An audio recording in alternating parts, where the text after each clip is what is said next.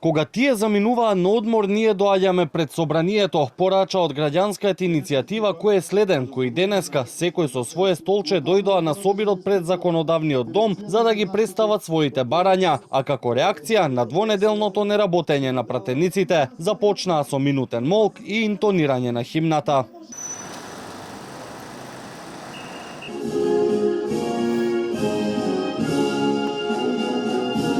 А потоа побараа правда за трагедиите кои се случија изминативе години, како модуларната болница во Тетово, Ласкарци и Беса Транс, и да се објави документација од сите засегнати институции и за нив, но и за дискотеката која изгоре во Кочани. Бараме транспарентно и целосно да се објави документацијата поврзана со работењето на клубот Пулс од 2012 година до денес. Бараме да се објават овие документи за да видиме дали воопшто постојат, односно дали воопшто бил извршуван надзор во оваа дискотека. Понатаму не се задржуваме само на овој случај. Сметаме дека системот во Македонија не функционира од самото нејзино основање и затоа бараме транспарентно да се објави документацијата и за низа други трагедии кои што се случија изминатиот период.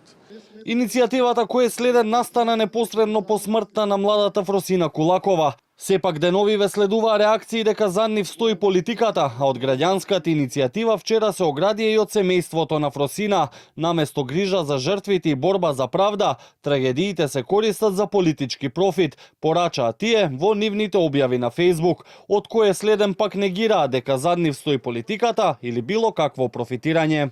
Во однос на обвинувањата дека ние сме сакале да злоупотребиме нечива смрт, ние како иницијатива точно е дека настанавме после сообраќајната несреќа на Партизанска во која трагично загина Фросина Кулакова. Тоа беше поводот кој што не собра како граѓани, меѓутоа причината е нефункционалниот систем кој што 35 години не гуши, не убива и не ни го ограничува нашиот потенцијал да се развиваме како граѓани. На денешниот собир одговорницата која беше поставена пред собранието имаа можност да се изјаснат и граѓаните кои се насобраа. Дали и кога ќе има следни протести или активности, од кој е следен, велат допрва ќе соопштат.